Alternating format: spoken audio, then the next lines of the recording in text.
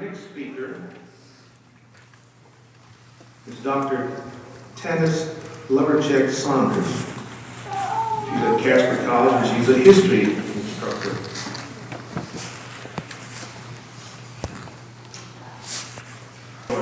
Bible. Dr. Saunders is a Wyoming native, educated at College, University of Virginia, and the University of North Dakota. Her specialties are American women's history and history of the radical right. She's married to Clint Saunders, and she has two daughters and one son. She enjoys writing, reading, acting, and very slow running. So, if you can trot this way, Dr. Sanders.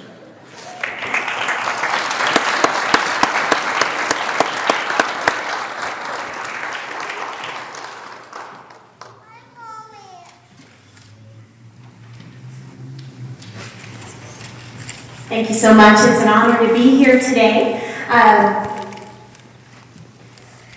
The poor guy who runs the technology head, and that's always a trial. I am honored to be here to celebrate Dr. King's birthday. I was asked, however, to specifically look at women in the civil rights movement because they often don't get the credit that they certainly earn and that they deserved. And so today I want to give a shout out to some of the really important women who participated in the movement, working with Dr. King, preceding Dr. King. Dr. King is incredibly important to the civil rights movement, but something I always tell my students is that it started before, and it would have suffered without him, but there were thousands, hundreds of thousands of people dedicated to it. And it would have gone on. It would have missed his voice immensely. But there were a lot of people speaking, and I want to give a shout out to some women today. So we have a very sophisticated system for when we move on. Talking about women in the civil rights movement. We can go on again.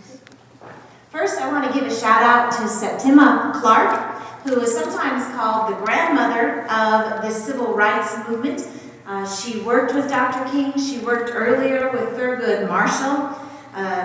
For over 40 years, she worked in the field of education and trying to get schools desegregated. She, in 1920, got South Carolina's capital, Charleston, to desegregate its teaching faculty, and she kept teaching for them.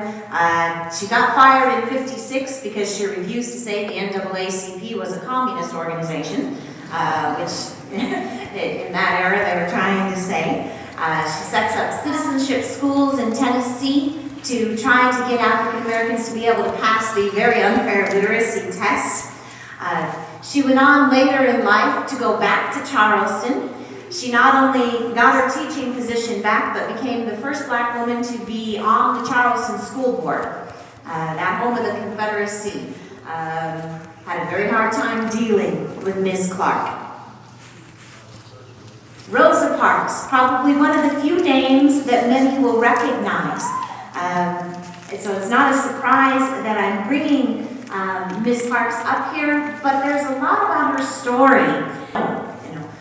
It's very famous that in December of 1955, as she is going home from work on the Cleveland line in Montgomery, Alabama, that she refused to give up her seat on a bus. This is often portrayed as she was just tired and couldn't take it anymore. Well, it was a lot more deliberate than that. And I'm going to use her words because goodness knows I can't compete with them. She wrote this in her autobiography. People always say that I didn't give up my seat because I was tired, but that isn't true. I was not tired physically, or no more tired than I usually was at the end of a working day. I was not old, although some people have an image of me as being old then. I was 42. No, the only tired I was tired of giving in. I did not want to be mistreated. I did not want to be deprived of a seat that I had paid for. It was just time. to express the way I felt about being treated in that manner. I get arrested. I had plenty to do without having to end up in jail. But when I had to face that decision, I didn't have to do so because I felt that we had endured that. The more we gave in, the more we complied with that kind of treatment, the more oppressive it became. It was Ms. Parks who became a rallying cry for the Montgomery bus boycott, which has brought Dr. King into national prominence. To give you an idea, African American women, of course, faced both racial as well as bias. Ms. Parks wanted to speak, organizing meeting to rally people to bus boycott. She was refused. One of the ministers said, well, Rosa never thought that she had done enough, and she committed the rest of her life to working for civil rights. Also, I want to mention the 4 people who were on that bus boycott is a mixture of men and women. For a year, they walked to and from work and taking the buses. Can you imagine? I can barely get my kid to walk 2 blocks. I'm sorry, sweetie, but this is true. A year, sometimes 20 miles away. That individual level of commitment is what got the civil rights movement going. The leaders are incredibly important, but it's the ordinary individual people. Without that, we wouldn't have succeeded in. I'm going on a tangent, which my students would tell you happens every single day. All right, go ahead. Want to mention Daisy Bates. Okay. Daisy Bates was the first female head of the NAACP in Arkansas, and she's not nearly as well known as Rosa. The people sitting around and in front of her are the Little Rock Nine, who challenged segregated high school in Little Rock, Arkansas. You might notice 6 of the 9 students are women. Something that sometimes gets ignored. Daisy was essential in what happened in Little Rock in the late 1950s. She and her husband and several families in Little Rock wanted to challenge and implement the desegregation rulings that had come down. Governor Faubus, of course, called in the National Guard to try to stop the students from entering Little Rock High School. It was Daisy who called Dwight Eisenhower and let him know what was going on. She is the one who, in some photos you see, accompanying the students initially in. She's the one who encouraged Eisenhower to send in the 101st Airborne. Often an unsung hero. Like Rosa Parks and her husband, by the way, Daisy and her husband will suffer for this. The Parks lost their jobs and were forced out of the Montgomery community after the TV cameras left. Same thing happened with Daisy Bates and her husband and the children. But they kept their commitment, and they continued to work for civil rights for the remainder of their lives.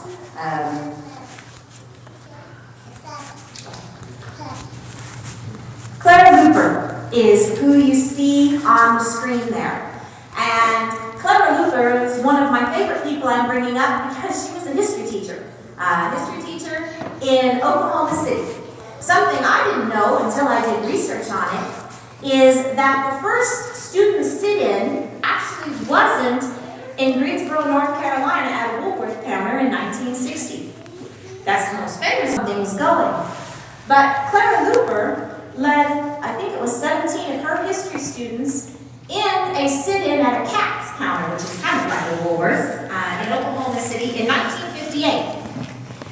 And she and her students and a growing number of people kept going back for 6 months until they agreed to desegregate its serving line. They had asked for a Coca-Cola. That's what they had gone for. And she succeeded in getting the Katz stores to desegregate in, I'm losing my place here, in Oklahoma, Kansas, Missouri, and Iowa. What you see up there is one of the 26 times Ms. Looper was arrested for her subsequent civil rights activity. She's a member of the NAACP, and her sit-in was talked about in many circles and helped inspire the students in North Carolina who started the most famous part of the sit-in movement. This is Dorothy Height, who you see up on the screen there. For 40 years, she was president of the National Council of Negro Women, sometimes referred to as the godmother of the civil rights movement. She is an outstanding organizer. She was one of the organizers of the March on Washington in 1963. She is from New York City, and a lot of our focus in talking about the civil rights movement is on the South for good reason. But as time went on, it's also very much a northern and western phenomenon, because anybody who thinks racism is contained to the South, well, probably isn't sitting in this room, because we know better. It's a national thing, and Dorothy Height particularly wanted to address the conditions of working African American women in New York City. She brought thousands of people to the March on Washington. She was friends with Eleanor Roosevelt, is a consultant with Eisenhower, with Lyndon Johnson, served on the President's Committee on Employment of the Handicapped, President's Committee on the Status of Women. She was supposed to speak at the March on Washington, but was told that she didn't need to say anything. She could just sit there. Go ahead. You can't see her very well, but she was the only woman on the main stage. So I have her hat as a picture for you, but she did bring tens of thousands of people to that march. It was an inspiration. Rosa Parks said that Dorothy Height had been one of her inspirations. This is Ella Baker. Ella Baker was the brains behind a lot of policies in the civil rights movement, a very important organizer behind voter registration and voter rights campaigns. She is one of the founders of SNCC, the Student Nonviolent Coordinating Committee. She really believed in grassroots. She said you can't rely too much on figureheads, on leaders. You have to have ordinary people out there in the trenches. She does a lot to start the freedom rides. She helps organize Freedom Summer, the voter registration drive in Mississippi. Her nickname, I hope I don't say this wrong, is Food to the Next Generation. Fannie Lou Hamer. Nothing was safe in the civil rights movement. Think of anything more dangerous than the efforts to get African Americans to vote. Now, there's a reason black churches were bombed in the South, and sometimes still are attacked. And that is because, particularly in the South, that is where the voter registration drives were held. So you intimidate people by attacking the churches. A few days after Martin Luther King gives his famous I Have a Dream speech, the 4 little girls are killed in the church in the bombing in Birmingham. And that's because of the voter registration drives. Fannie Lou Hamer is one of those who is from Mississippi, which, was, I don't know, is anyone here from Mississippi? Okay, good, so I can't insult anybody. One of the most difficult places to be. And she does so much to organize Freedom Summer and going out with others to get people to register to vote. She will be fired, which meant she's kicked off her land. She's the daughter and granddaughter of sharecroppers. Her grandparents, her parents, her husband, they're all kicked off the land. She later said it was the best thing that ever happened to her because it freed her to fight for her people. She will later try to establish an alternative Democratic Party in Mississippi. She gives a fiery speech in 1964 at the Democratic National Convention. She says she is sick and tired of being sick and tired and encourages people to go out to vote. She dedicates her life to civil rights, to helping the poor, to helping families in need in Mississippi. Diane Nash, another woman who definitely deserves a shout out. She's not a passive contributor, but a very active one. What Diane Nash is remembered most for is her efforts in the freedom rides. Freedom rides were the idea of the Congress, from CORE, Congress on Racial Equality, to challenge desegregation in the buses from Washington, D.C. to New Orleans. Nash was in charge of the Tennessee portion of the freedom rides. And while people encountered violence in Tennessee and in the Upper South, it was nothing like what they encountered in Alabama and Mississippi. And even though she was in charge of the Tennessee portion, after the buses were burned, in Alabama, it was Diane Nash who contacted the Kennedy administration and really became a thorn in Kennedy's side. She also contacted Dr. King and said, you have to come to Montgomery and you have to speak about this. She went down there to speak about it. She was very worried. In her words, it was clear to me that if we allowed the freedom ride to stop at that point, just after so much violence had been inflicted, the message would have been sent that all you have to do to stop a nonviolent campaign is inflict massive violence. And it is Nash. Others are involved too, but she spearheads the movement to get other students and others committed to change, both black and white, onto the buses. And while their names are sometimes forgotten, here's to the people who got on those buses knowing that they were going to face violence as they traveled to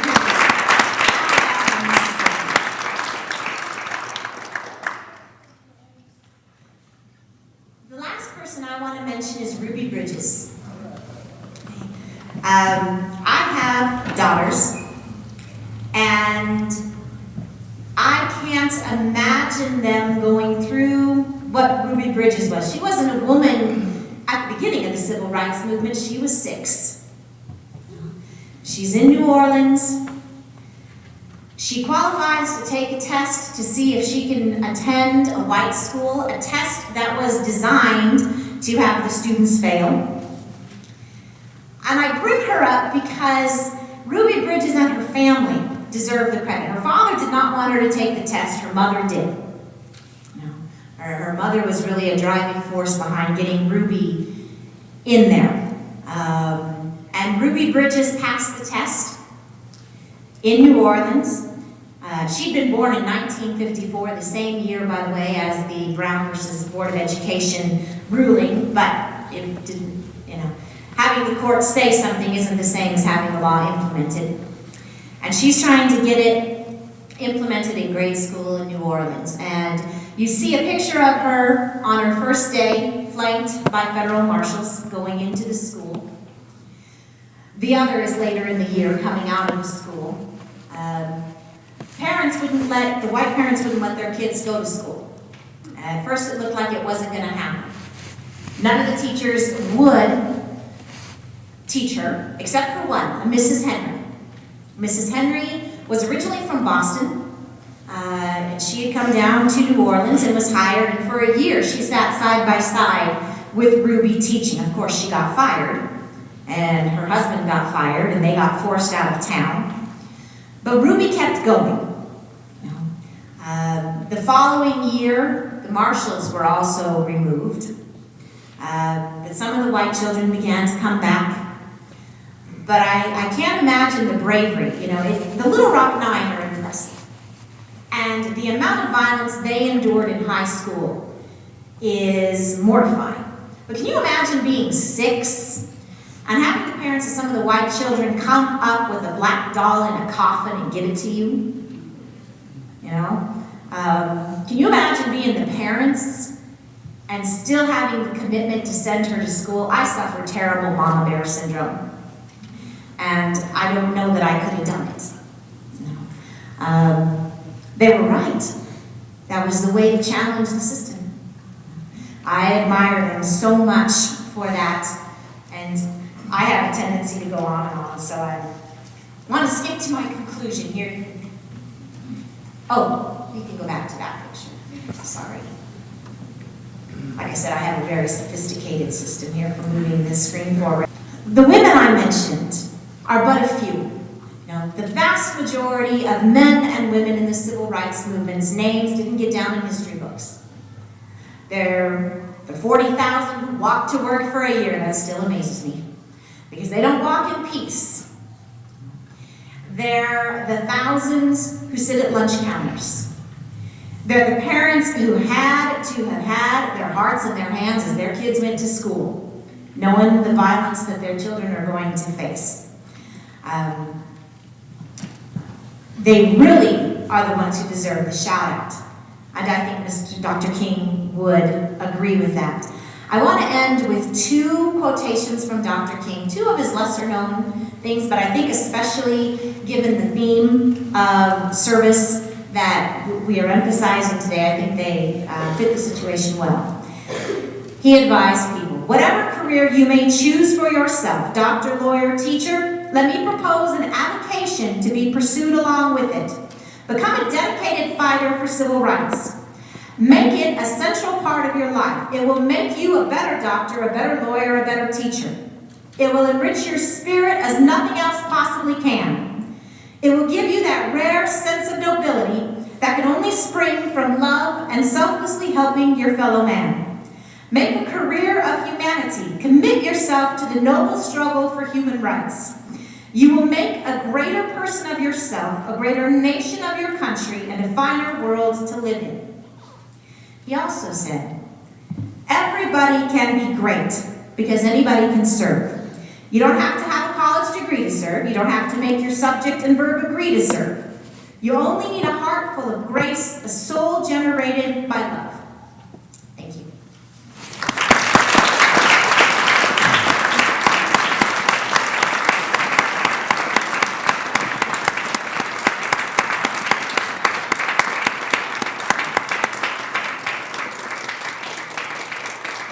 When doing the civil rights work, we got to travel to do executive training.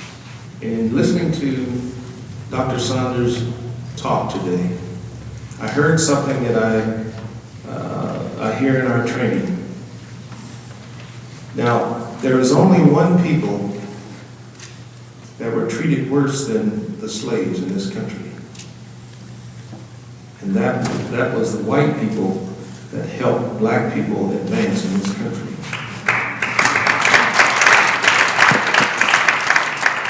And I could hear in your talk that you said whenever a black person was helped, they were fired, they were run off their property, and that has gone on for centuries. And you know something? That'll happen today. That attitude is right outside that door, right here in Casper, Wyoming. Thank you, Dr. Lovercheck-Saunders, for that talk. And now we will hear from Walking with Christ Ministry, and they will sing to us a couple of songs before we bring up Mary to the last.